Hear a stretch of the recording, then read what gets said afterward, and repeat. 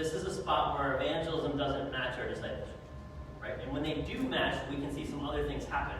But I want to start here. So before we get too far into that, I want you to think about somebody you know who does evangelism well.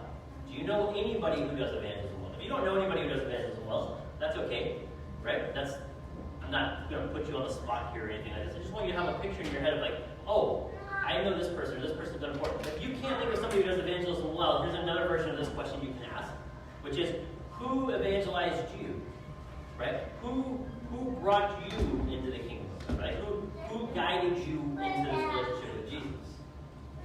Because that person is probably not, for some of you guys, for sure that person's not still around, right? But you can remember some things, right?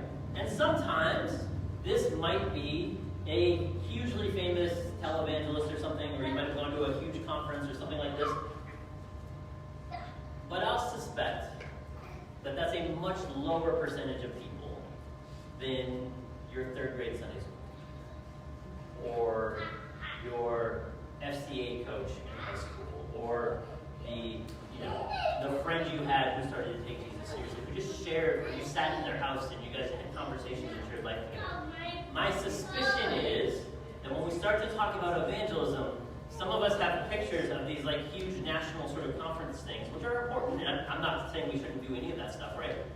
But that's not what most of us are called to when we're called to it. We're called to the same sort of faithful, life-giving love that we already learned about.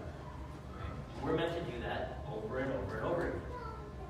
But we have a disconnect here, and this is sort of what happens. So I think there's two general postures or motivations around evangelism.